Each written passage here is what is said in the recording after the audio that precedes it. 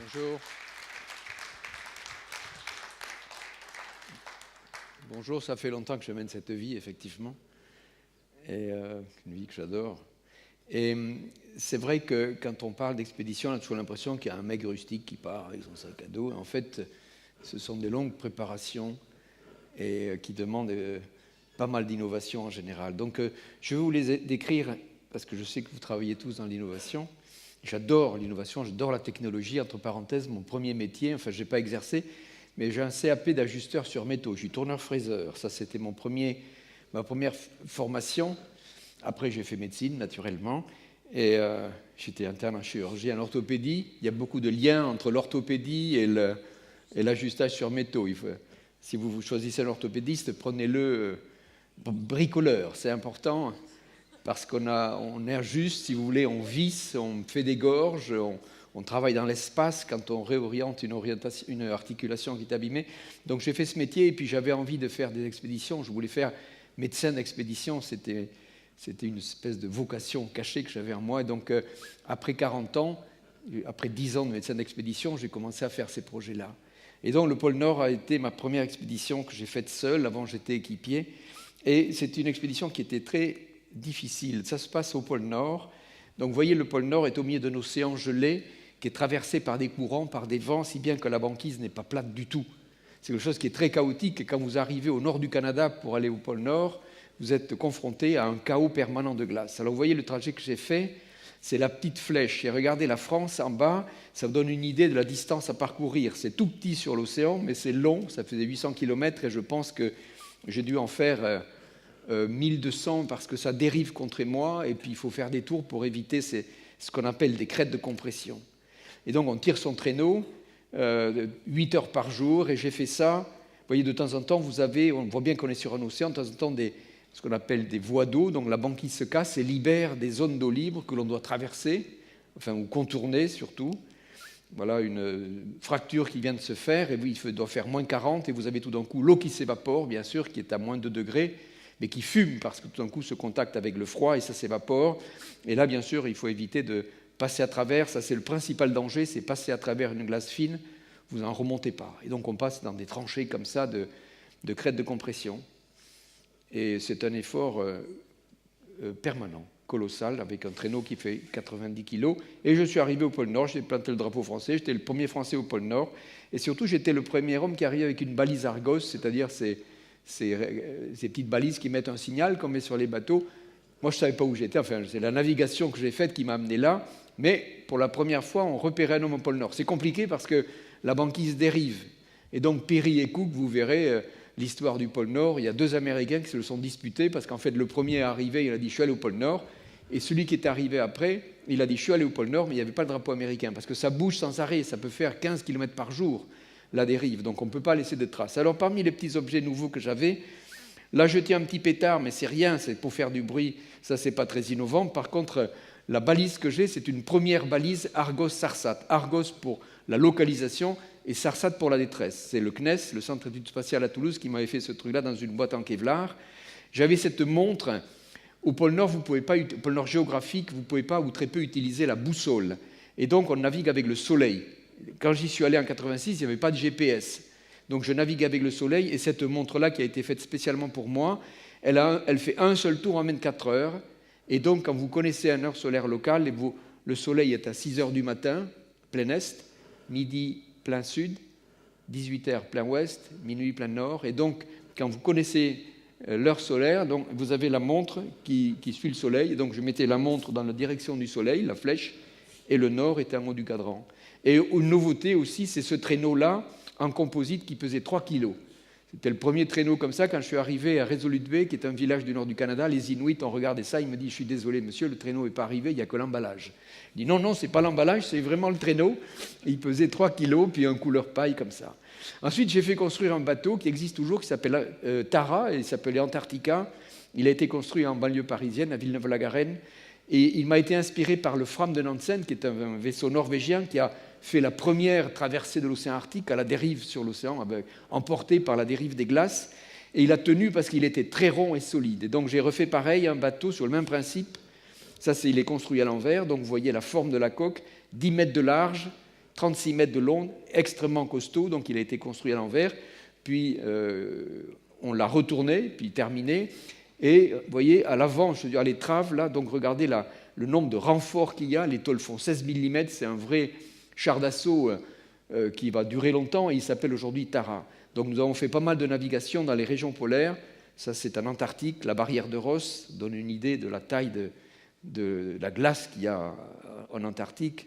Voilà la barrière de Ross, ce sont des plateformes de glace qui, comme des glaciers si vous voulez, c'est comme s'il y avait la mer à Chamonix, et vous voyez, et les glaciers, la mer de glace descend, puis elle se met à flotter sur la mer. Là c'est immense, ça va très loin, ce sont des plateformes de glace qui ont, regardez en bas l'échelle, si vous la voyez, c'est à peu près la taille, la surface de la France, donc de plaques flottantes. Donc ensuite, on a hiverné au Spitzberg. Bien sûr, c'est un bateau formidable pour aller s'approcher des régions glacées. Puis il a fait sa dérive arctique, exactement comme elle l'avait fait Nansen. Il n'a pas du tout été abîmé. Il a tenu contre toutes les compressions de glace. Il a échappé, donc c'est comme vous serrez un noyau de cerise coincé entre l'index et le pouce. Donc il échappe à la compression. Ensuite, j'ai fait le Polar Observer. J'ai dérivé pendant 4 mois sur la banquise. Je voulais une petite cahute confortable. Et donc, on a dessiné ça avec l'université Paul Sabatier de Toulouse. Et on l'a amené au pôle Nord par hélicoptère. Et donc, je me suis installé dans cette cabine. J'étais totalement en énergie, autonome en énergie, avec les panneaux solaires que vous voyez autour, plus une pile à combustible. J'avais une grande citerne d'hydrogène. Et donc, entre la pile à combustible, à l'hydrogène et les panneaux solaires, j'ai été pendant 4 mois totalement autonome en énergie. Donc j'aime bien cette photo, je la passe souvent dans les écoles, et là j'ai à peu près souvent les mêmes trucs. On me dit, maintenant j'ai compris, depuis le pôle Nord, on voit bien que la Terre est ronde. Et c'est sympa, prise au grand angle. Donc voilà cette cabane. J'avais beaucoup d'instruments scientifiques, je faisais pas mal de recherches. Juste un truc intéressant, c'est que dans la technologie, vous voyez l'antenne qui est là-haut, ce n'est pas la télé. C'était un râteau qui me permettait, il n'y avait pas Iridium encore, donc pas de communication téléphonique. Et donc cette antenne est une antenne de radio amateur qui me permettait d'émettre en visant les satellites. Alors les satellites qui sont en orbite polaire. Donc ça veut dire que vous êtes prêt, vous avez les éphémérides et vous savez que le satellite va sortir à telle heure, à tel endroit, tac. Et donc avec l'antenne, vous faites du tracking, vous suivez le satellite pendant l'émission, c'est un gros bordel. Mais enfin, avec un peu d'habitude, de patience, on y arrive. Donc voilà l'intérieur, très confortable. Vous voyez, c'est pris au grand angle, bien sûr. C'est tout petit, mais c'était bien chauffé. Et derrière moi, on devine en bas à droite, un nœud, c'est Axane, qui est la filiale d'Air Liquide qui fait les piles à combustible à Grenoble. Donc vous voyez de temps en temps la tête que ça peut avoir. Il était construit pour esquiver, pour échapper à l'écrasement par la banquise. J'ai fait beaucoup de mesures. Là, je mesure les profils d'océan. Et tout se faisait à basse énergie. Là, c'était moi qui le faisais avec un moulinet de pêche au gros. Je descendais à 800 mètres de profondeur et remontais. Ça durait 20 minutes. Il faut le faire bien. Donc avant de partir, vous respirez. Et vous êtes parti pour 20 minutes. Mais enfin, on s'y habitue. Là, je travaille sur l'ozone. Des pollens, parce que les pollens, c'est ça qui est extraordinaire. Les pollens qui sont soufflés ici au printemps à l'heure actuelle par le vent, certains vont monter dans la très haute atmosphère et vont faire le tour du monde. Et de temps en temps, dans les régions polaires où l'air est froid, ils descendent, si vous voulez. Et on a capté des pollens qui venaient du nord du Canada, par exemple, dans ces filtres à pollen. Donc ça permet d'étudier les courants atmosphériques. Donc voilà la fin de mon expédition. Ça, c'est au mois de juillet. Donc vous voyez, il y a des zones d'eau libre. Aujourd'hui, vous avez entendu parler qu'avec la fonte de la banquise, il y en a de plus en plus. Et j'ai été récupéré par un brise-glace russe nucléaire qui s'appelle le Yamal, qui m'a ramené à terre. Ensuite, je voulais mesurer l'épaisseur de la banquise sur l'ensemble de l'océan Arctique, qui est complètement gelé. Enfin, à cette période-là, c'est en avril. Et il existe un appareil qui a été fait par les Allemands, qui est devant, l'EM-Bird. EM-Bird, ça veut dire l'oiseau électromagnétique qui mesure l'épaisseur de la glace. Et on l'accroche à un hélico, vous voyez, ça c'est une photo prise du fond de l'hélico, et on le déplace au-dessus de la banquise. Il émet 2 rayons, un rayon qui donne un écho, qui donne la surface, et une onde électromagnétique qui mesure celle du bas. Et donc vous avez en permanence à bord l'épaisseur qui s'affiche sur l'écran de l'ordinateur quand vous le déplacez. Voilà ce que ça donne quand vous volez à 20 mètres au-dessus de la banquise. Mais ils le font à partir du Polarstern, si vous voulez, avec l'hélicoptère, donc ils vont des zones, ils ne vont pas très loin. Et je me disais, mais qu'est-ce qu'il faudrait inventer, qu'est-ce qu'il faudrait comme outil pour mesurer la banquise sur l'ensemble de l'océan Arctique? Et donc je suis revenu à l'histoire ancienne du Norge, ça veut dire Norvège, qui était la traversée qu'avait faite Amundsen avec Nobile. Ils avaient traversé tout l'océan Arctique depuis le Spitzberg jusqu'en Alaska. Voilà. Et je me dis, mais on va reconstruire un dirigeable et on va survoler la banquise avec cet appareil accroché dessous. Donc on a construit, ça a été construit en Russie. Ça, c'est notre aventure. C'est une aventure dans l'aventure. Hein. On l'a construit à l'Académie aéronautique de Moscou. Là, il est ramené en France parce qu'on a terminé l'assemblage en France. Vous voyez, ça, c'est à l'intérieur du ballon. Ça fait quand même 5000 mètres cubes. C'est immense. Ça fait 55 mètres de long, 17 mètres de hauteur. Après, on le remplit d'hélium. Donc voilà la construction qui est faite là. Pour les Marseillais, c'est le hangar qui est sur l'aéroport de Marseille-Marignane. C'est un hangar c'était le seul hangar en France qui pouvait nous héberger en hauteur. Donc vous avez le logo Total, qui avait Total financé ce projet-là. Donc on a fait des vols d'entraînement. Vous avez l'EM Bird, là, qui est le petit instrument rouge là, avec une manière. Voilà. Et donc on décollait avec ça, on le déployait à 20 mètres dessous, et on s'est entraîné au-dessus de la Méditerranée. On a fait ça pendant quelques temps, à partir de Fayence, qui est dans le Var. Et malheureusement, ça c'est le dernier vol, il a été détruit par une tempête colossale qui s'est levée en 20 minutes à Fayence. Il a été détruit, c'était un de mes désespoirs total, pendant 3 ans de travail et tout, on avait formé des pilotes, enfin bref. C'est un échec, comme de temps en temps on en connaît dans la construction, dans l'industrie, dans le travail. Alors j'étais resté avec cette frustration de vouloir survoler l'océan Arctique et de le traverser. Et donc en discutant avec Bertrand Piccard, il m'a dit « mais pourquoi tu ne le fais pas en ballon ?» Et on a étudié les courants et on s'est rendu compte qu'il y a des veines de vent qui partent du Spitzberg, c'est au nord de l'Europe, le pôle Nord, et arrivent en Alaska. Et donc je suis parti de ce principe-là. Alors là, de nouveau, on a refait une petite cahute la plus légère possible. On a fait des essais en Picardie avec un ballon à air chaud. Vous voyez, ça c'est sous un ballon à air chaud, mais moi j'y suis allé avec ce qu'on appelle une rosière. C'est un ballon mixte, j'ai un gros ballon d'hélium à l'intérieur, donc qui emporte la charge, et on chauffe l'hélium. L'hélium se dilate très vite. Et donc, quand vous chauffez l'hélium, il prend bien la chaleur. Et donc, ça me permettait de monter ou de descendre. Et j'avais aussi des sacs de sable qui me permettaient de monter éventuellement. Donc, on l'a amené au Spitzberg. Voilà, on a installé les bouteilles de gaz autour pour chauffer l'hélium. Et on a gonflé, vous avez vu le film tout à l'heure. Là, donc, j'ai survolé. Là, j'avais les panneaux solaires qui me donnaient l'électricité. C'est la principale source d'électricité. En avril, normalement, enfin, le soleil est quasi permanent. Malheureusement, le vol que je devais faire à 2500 mètres a commencé et terminé par un vol à basse altitude, à 300 mètres de hauteur. J'avais plus d'électricité, j'étais dans les nuages ou sous les nuages. Donc, ça a été un vol assez pénible parce que j'ai dû piloter à la main pendant les 5 jours à basse altitude. Et ça, c'était terrible. 5 jours sans dormir, presque. Voilà, donc là c'est des tourbillons que j'ai pris dans des tempêtes à 300 mètres, j'ai eu la peur de ma vie, quoi, hein. Donc vous voyez les panneaux solaires qui volent en éclats dans les tourbillons, voilà les images que j'ai pu voir à certains moments d'apaisement. Vous voyez, ça givre, et donc vous voyez les panneaux solaires, ils ne peuvent pas donner avec ce givre-là. Un des problèmes des panneaux solaires, c'est qu'il faut qu'ils soient impeccables, pas propres. Si vous avez tout ça sur un toit et que vous avez un arbre tout d'un coup qui met de l'ombre sur quelques panneaux, vous avez l'ensemble qui perd sa capacité. Donc je devais les nettoyer régulièrement parce que ça givrait. Enfin, c'est une galère, quoi, hein.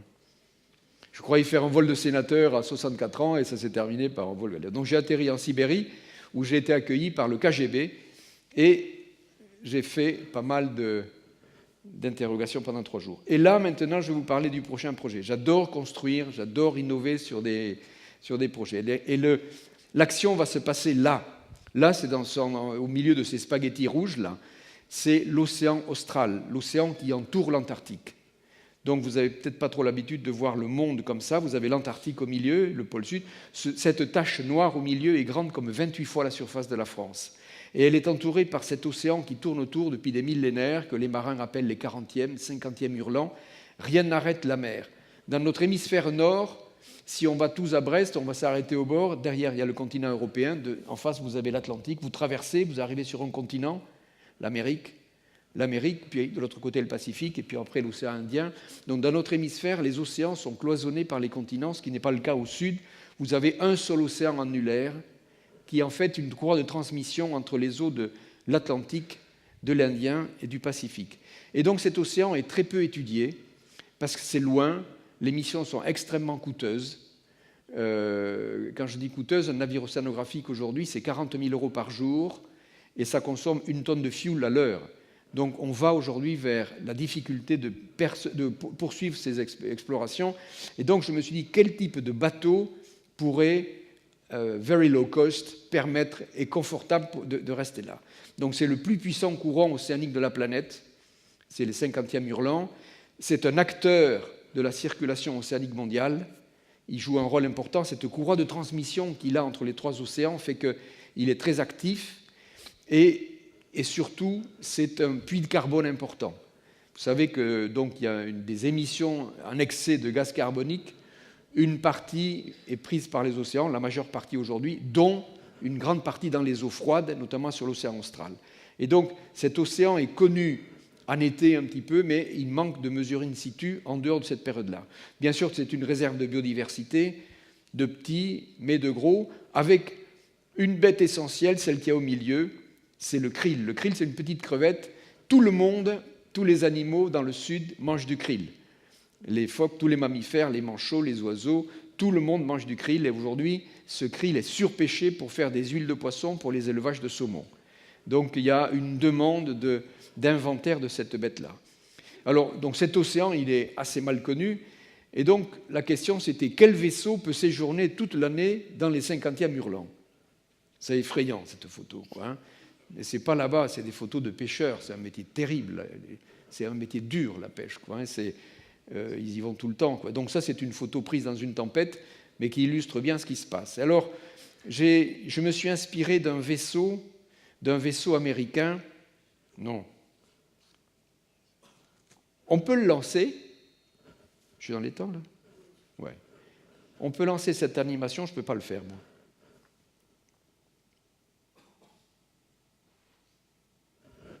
Voilà. Donc c'est le flip, to flip, basculer. Donc c'est un vaisseau qui a une étrave avec un tube derrière qui fait 100 mètres. Vous voyez? Et de manière à le rendre vertical, de manière à ce qu'il soit stable, donc on ballaste et il va petit à petit se mettre à la verticale. Donc c'est la Navy qui a construit ce bateau il y a 60 ans pour faire de l'écoute de sous-marins dans le Pacifique. Parce qu'il a 80 mètres de tirant d'eau et au fond vous êtes loin du bruit de surface. Et donc, ils avaient des hydrophones et ils écoutaient les sous-marins. Donc, c'est comme ça qu'ils ont construit ce bateau. Mais vous ne pouvez pas amener un bateau qui a une quille comme ça de 80 mètres à la verticale. Et donc, l'idée géniale de le tirer à l'horizontale. Et une fois qu'on arrive sur zone, on ouvre les ballasts. Hop, il bascule et devient très stable. Et à la fin de la guerre froide, ils l'ont passé à la Scripps, qui est un institut océanographique de la côte ouest. C'est l'IFREMER de la Californie. Et ils ont rajouté ces passerelles qu'ils déploient une fois que le navire est à la verticale. Et ils se sont rendus compte que c'est un vaisseau très très stable qui permet de faire des mesures qu'on n'arrive pas ou qui sont plus difficiles à faire sur notre type de bateau. Et donc on a construit le PolarPod sur les mêmes principes.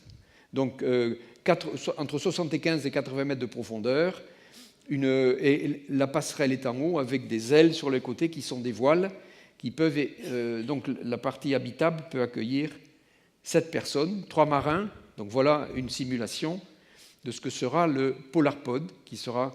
Voilà, c'est un vaisseau donc, du futur, au sens où il va permettre, avec un équipage très très réduit, de faire de la présence permanente sur l'océan. Et donc, aujourd'hui, comme je vous disais tout à l'heure, l'homme est cher en mer, il est cher dans l'espace, il est cher en mer aussi. Et donc, on va vers le développement de ce genre de vaisseaux qui seront des plateformes à partir desquelles on va lancer tous ces trucs-là, des gliders, des sous-marins, des drones, etc. Et donc nous allons être une plateforme d'acquisition de données. Il y a 3 marins, 4 ingénieurs ou techniciens qui vont faire de l'acquisition de données. Donc c'est un vaisseau écologique et économique, 0 émission, on se déplace avec le courant, on est entièrement autonome en énergie renouvelable avec le vent, le solaire thermique, et on travaille sur l'exploitation d'énergie de la houle. Pas de perturbation du milieu de par sa stabilité, vous l'avez compris. Il est très très bien pour mesurer les échanges atmosphère-océan. Et bien sûr, très très important, faible coût d'exploitation. Moi, j'aurai à la charge d'un équipage de 3 personnes, ce qui est rien par rapport à un navire océanographique où vous avez une trentaine de personnes à bord. Donc, ça a un succès fou auprès des organismes de recherche qui se sont inscrits sur le programme dans IFREMER, Scripps. Vous avez le Massachusetts Institute of Technology, MIT. J'ai été invité pendant 2 jours. J'ai rêvé pendant 2 jours. C'est une institution extraordinaire. Dans la salle des robots, qui est grande, une grande salle des robots, qui est grande presque comme cette pièce-là, vous rentrez, vous avez l'impression qu'il y a 15 gamins qui ont foutu un bordel énorme. Il y a des trucs partout, des robots éventrés, c'est un mécano, et ils font... je suis revenu complètement enthousiasmé. Et ils sont enthousiastes pour le projet, ils m'ont déjà commandé de la place sur le... Donc il y a un projet EPOCA, Georgia Tech, la NASA, le CNES, donc tous ces partenaires sont intéressés pour... voilà. Et l'agenda, on est aujourd'hui en 2013, conception c'est fait, c'est pas fini, mais parce qu'on découvre tous les jours quelque chose d'intéressant. Recherche de partenaires, ça c'est mon travail. Programme scientifique, il est surchargé. 2013, construction, je pense qu'on va le mettre en œuvre en octobre. Les essais à la mer, le transporter à Durban, en Afrique du Sud, pour commencer la dérive avec ce qu'on appelle le courant des aiguilles. Il va longer l'Afrique et partir dans le Grand Sud pour un tour qui devrait durer 2 ans. Combien c'est ? Ouais.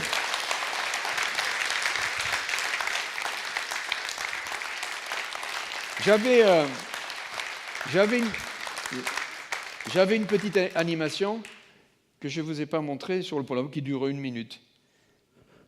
Is that possible to get it on screen? Enfin, peu importe. Si vous avez des questions. Donc, j'ai vu qu'il y en a que vous avez répondu assez largement sur... J'ai été au pôle Nord. Hein? Ah oui, voilà. Merci.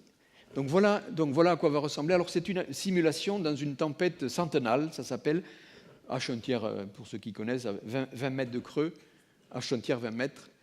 Et donc voilà ce que ça va donner. Là, il bouge un peu, mais ça bougera beaucoup moins. Donc on va le tirer à l'horizontale, vous voyez.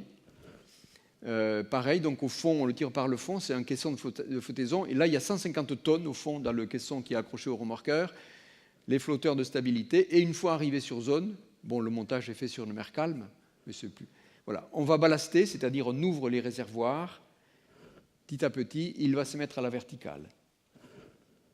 C'est génial, hein? J'adore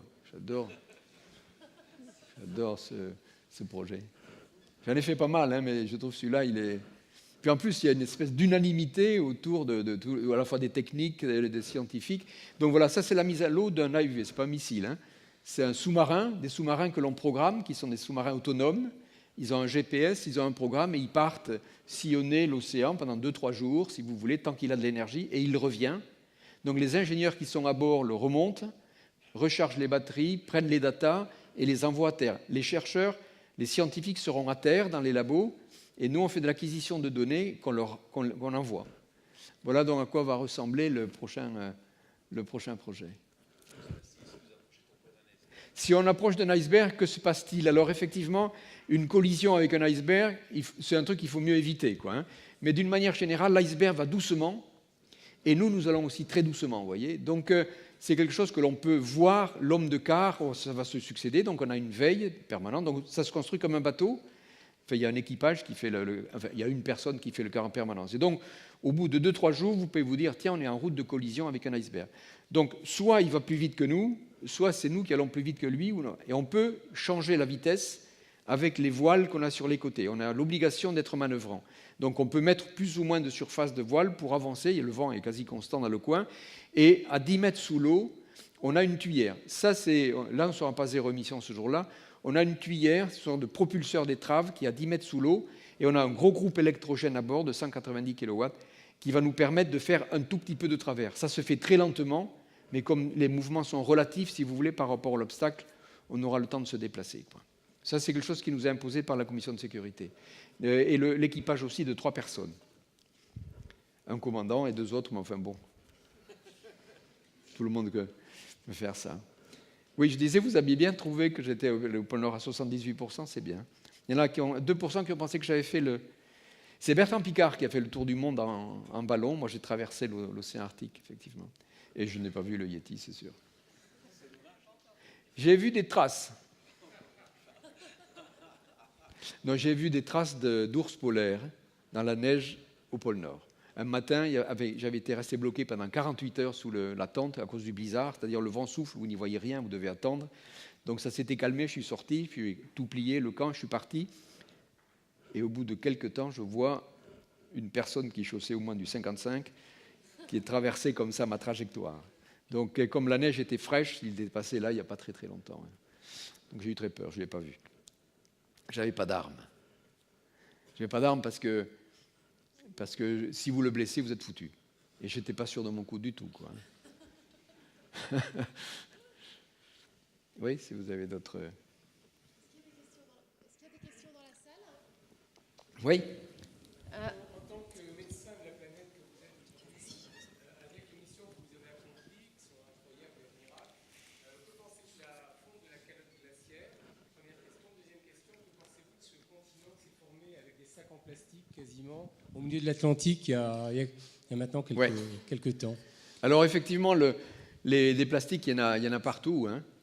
J'étais pendant 4 mois sur une île déserte qui s'appelle Clipperton, au large du Pacifique, qui est à 3 jours de mer d'Acapulco. Quand vous arrivez, vous marchez sur le plastique, quoi, hein. Bon, il n'y a personne qui habite pour faire le ménage, et il n'y a personne qui habite non plus pour les produire. Donc, il existe énormément d'objets flottants en mer, et donc ils se dégradent petit à petit avec le sel, avec les UV, et forment une sorte de poussière. Et donc, il y a des courants de convergence. Bon, là, effectivement, ça a été décrit, mais on en trouve partout. Donc, ce sont les courants. Vous savez, l'océan n'est pas un fleuve tranquille et fait de tourbillons. On se rend compte aujourd'hui avec les satellites que la mer n'est pas immobile, ça on le savait, mais la surface est faite de tourbillons.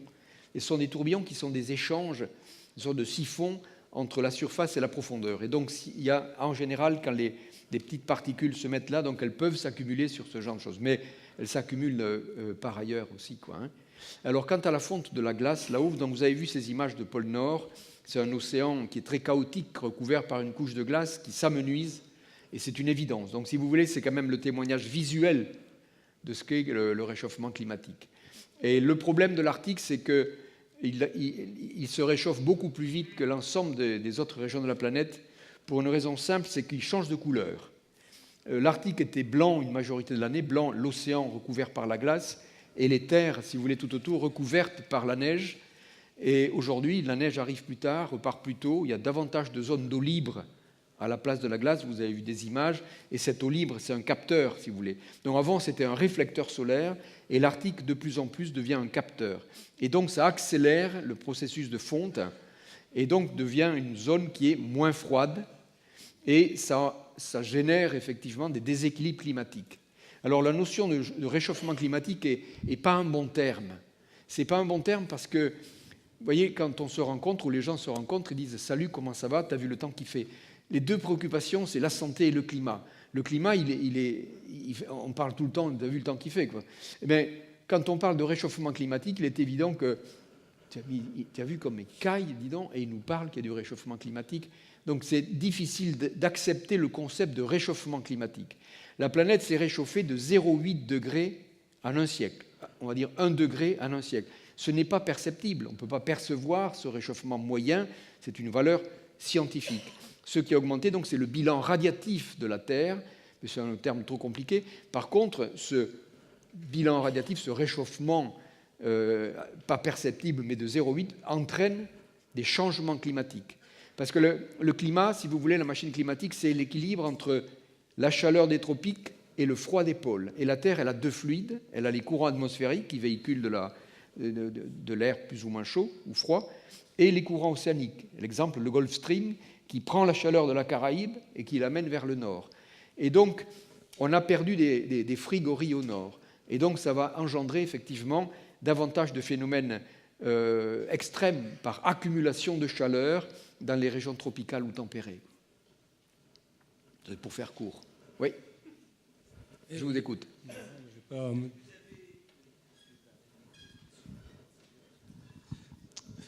Lorsque vous avez été au pôle Nord, est-ce que vous avez vu des animaux comme par exemple les ours blancs ou des manchots ou autres?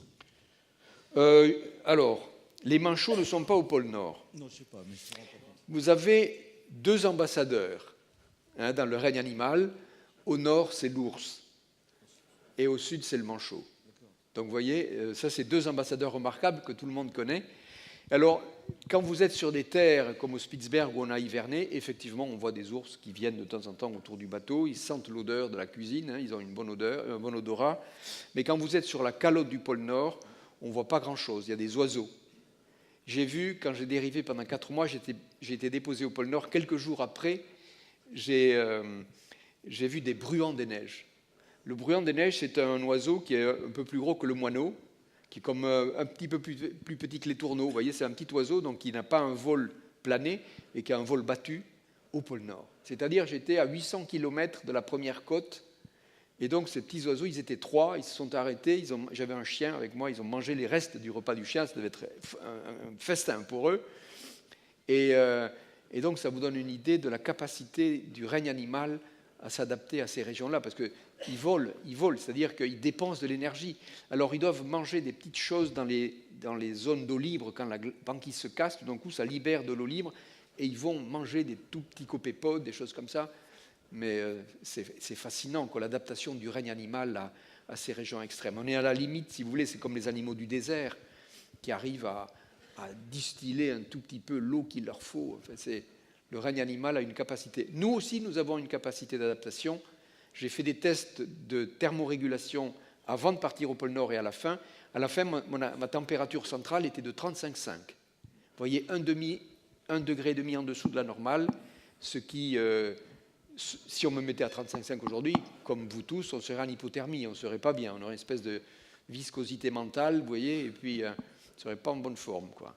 Et donc, notre corps humain a des capacités, vous voyez, d'adaptation au milieu extrême aussi. Mais on vit dans un confort thermique qui fait qu'on n'est pas sollicité. Mais si on était sollicité, on peut s'adapter à beaucoup de choses.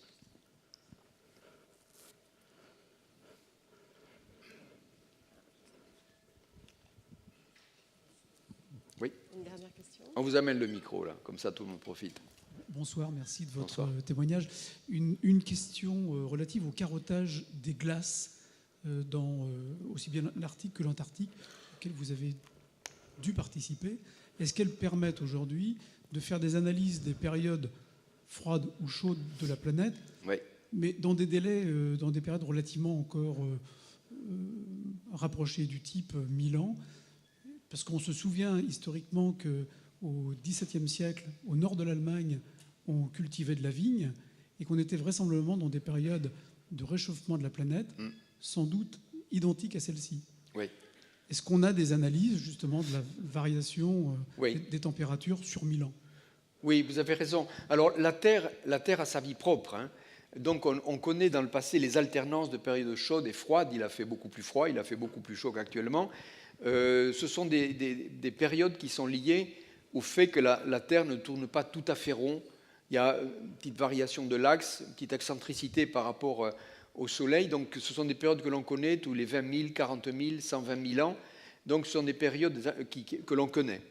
Elles sont inscrites dans ces analyses que l'on fait dans les carottes de glace, où vous recueillez, si vous voulez, toutes les informations de température et de composition de l'atmosphère du moment où ça s'est fait. Quand il neige, par exemple, vous avez cette poudreuse qui est très légère et qui, à l'intérieur, sous les flocons, il y a un tapis d'air, si vous voulez. Au fur et à mesure que la neige se transforme, ça alourdit et elle emprisonne ces petites bulles d'air. Et après, ça devient de la glace.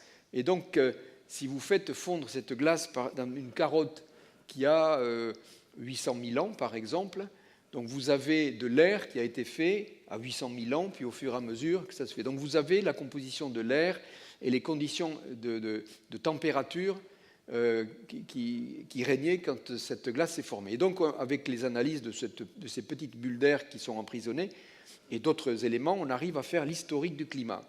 Donc on connaît ça tout à fait. Il y a de temps en temps des périodes, des accidents beaucoup plus aigus que vous révélez. Alors ça pose des interrogations, si vous voulez, effectivement, sur la façon dont ça se fait. On commence à se rendre compte que c'est souvent des débâcles importantes de glace, par exemple, sur la calotte du Groenland, qui changent le circuit du Spitzberg, par la salinité, etc. Donc on a des approches comme ça de compréhension, mais nous allons vers une période de réchauffement naturel. Mais par contre, ce qui se passe, si par exemple la courbe est celle-là, de réchauffement naturel, tout d'un coup, ici, là, depuis 150 ans, on a ça. 150 ans, c'est le début de l'ère industrielle, si vous voulez, avec la production excessive de CO2. Et donc, on voit que la signature humaine, elle est dans la rapidité à laquelle le réchauffement se fait et d'une manière contemporaine avec le début de la consommation de charbon et puis de pétrole et de gaz. Ça, c'est une signature qui est sans discussion. Oui. Alors, il y a des climato-sceptiques, bien sûr, mais il y a d'autres intérêts par ailleurs. Vous savez qu'on ne va pas vers de l'amélioration, puisque la principale ressource énergétique à l'heure actuelle à l'échelle planétaire, c'est le charbon. La Chine se développe au charbon, la Pologne est au charbon, l'Allemagne est encore à 50% au charbon. Donc pour nous, en France, le charbon, c'est Zola, c'est les corons. On a l'impression que c'est de l'histoire ancienne, mais c'est tout à fait l'actualité du développement économique de la Terre à l'heure actuelle. Les États-Unis, avec le gaz de schiste, ils ont diminué, mais ont une grosse part de consommation de charbon. Les pays qui ont une grande surface ont statistiquement plus de chances d'avoir du charbon que les petits pays. Nous l'avons épuisé, quoi. Oui ? Votre première expédition, vous disiez tout à l'heure que vous traîniez 80 kilos comme ça et que c'était très pénible. On l'a vu sur la deuxième expédition, vous avez des chiens. Oui. Comment ça se gère au quotidien? Les chiens ? Bah oui. Il faut leur donner à manger, il faut les soigner s'ils se blessent ou quoi. Ouais. Ça doit être aussi pénible Alors, que traîner un traîneau de 80 kilos. Ah oui, les chiens, il faut s'en occuper. Ceux qui faisaient le boulot, là, quand on a traversé le pôle Sud. On a traversé le Groenland d'abord, du sud au nord. On a fait 2000 km d'entraînement, de préparation. Et les chiens mangent tous les jours, quand ils ont travaillé pendant 8 heures, une ration qui fait 1 décimètre cube à peu près, qui est à 6000 calories. Hein, donc, c'est un bloc assez gras quand même, vous voyez. Ils mangent, donc c'était une nourriture qui avait été faite pour l'expédition, c'est Science Diet qui avait fait ça, qui était vraiment adapté à l'effort énergétique quotidien de ces animaux. Alors quand ça se gère dans la journée, il faut les encourager tout le temps. Et quand vous dites good dog, hein, enfin on leur disait ça parce qu'ils étaient aux États-Unis, donc on leur parlait en anglais, mais ils comprennent l'intention, les chiens. Et si vous dites good dog chez nous, par exemple, il y a Panda qu'il faut dire good dog aussi, donc sinon ils se retournent. On les gère, ils se mordent entre eux de temps en temps. Quand il y en a un qui ne travaille pas ou qui fait semblant, les autres ils s'autogèrent et en même temps vous devez faire converger tous les efforts de tout le monde et vous passez votre temps à... Il y en a un qui fait semblant de tirer, ça se voit assez vite. Et donc sa corde n'est pas très tendue, donc vous devez sans arrêt mener ça. Et pour aller tout droit, il y avait quelqu'un qui partait un petit peu plus tôt le matin, qui faisait une trace à ski, et les chiens suivaient la trace. Mais dès qu'il y avait du blizzard, il fallait les diriger à la voie, ce qui était un petit peu plus compliqué. Quand vous arrivez le soir, vous tendez un câble, donc vous avez une amarre dans la glace assez forte, et puis de l'autre côté, on tend un câble, et tous les 2 mètres, il y a un crochet, vous accrochez le chien, et là vous arrivez, quand tout le monde est accroché, vous arrivez avec le plateau dans le carton avec le plateau des rations. Alors là, vous avez tous les chiens, vous avez intérêt à avoir bien accroché vos amarres, sinon ils se sautent sur vous, quoi. Ça peut devenir dangereux.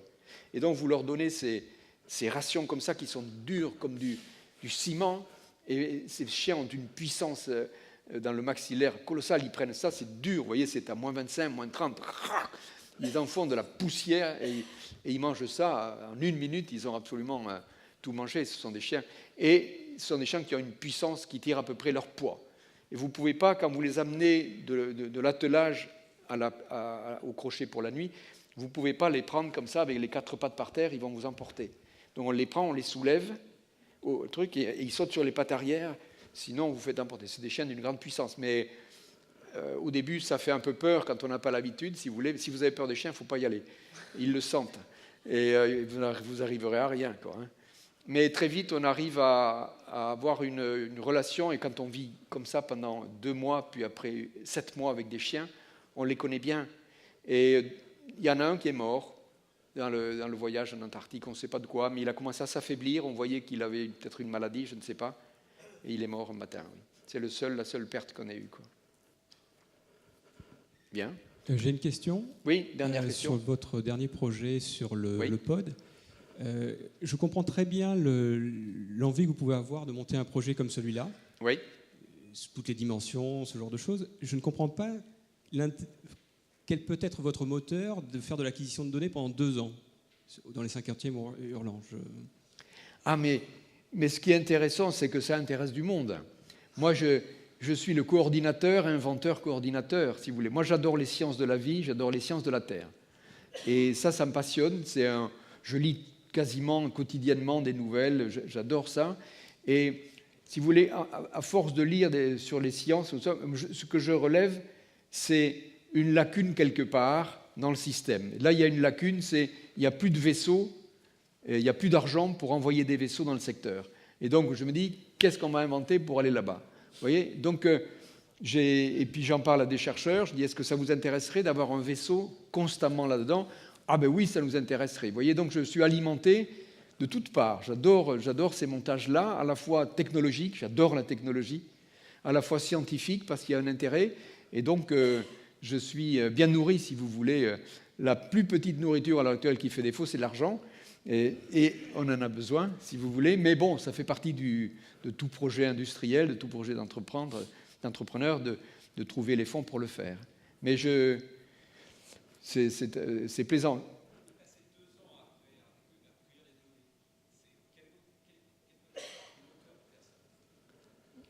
Je n'ai pas entendu. Ah, non, mais on ne va pas rester 2 ans. Non, il y a des relèves d'équipage. Non, ce n'est pas les mêmes qui sont à bord. Moi, j'irai une bonne partie parce que j'ai envie de voir des vagues, mais ça me plaît. Mais c'est un ensemble, si vous voulez. C'est vrai que c'est de la science fondamentale un petit peu, mais enfin quand même, on va mesurer. Il y a un point essentiel qui est demandé par tous les chercheurs, c'est l'échange entre l'atmosphère et l'océan. Quelle est la capacité de cet océan à absorber le gaz carbonique? Et ça, c'est une clé du voyage. On va faire de l'inventaire des espèces avec des hydrophones. On va écouter la mer. On est loin du bruit de fond des moteurs parce qu'il n'y a pas de voie navigable. Et là, alors on va enregistrer le fond. Et là, vous avez... Ça, c'est le krill, c'est les petites crevettes. Et donc, on va faire du recensement de crevettes. Vous avez l'éléphant de mer qui fait... Oui, ça, c'est l'éléphant de mer. Mâle ou femelle, je ne sais pas. Mais voilà, donc on a... Hein? Je ne sais pas. Mais par contre, vous entendez ça. Quand vous êtes en mer calme dans le secteur, quand les éléphants de mer plongent ou descendent, vous les entendez. Donc on fait du recensement en écoutant, si vous voulez, la bande passante de ces animaux. On va faire du recensement avec des caméras infrarouges. Parce que le mammifère marin, c'est une baleine qui vient expirer à la surface, donc de l'air chaud. Vous voyez, c'est un air chaud. Et quand la baleine vient souffler avant de replonger, ça dégage un panache d'air chaud. Et avec les caméras infrarouges, aujourd'hui, vous arrivez même très très loin à capter cette sortie d'air chaud. Donc on va faire du recensement de mammifères marins, qui est du brouillard, la nuit, en permanence, on peut le faire. Donc j'ai plein de demandes intéressantes, vous voyez, comme ça. Il y a les fondamentalistes qui font de l'océanographie physique, qui ont besoin de température, de mesures de courant. Ça me plaît. En un mot. Très bien, merci.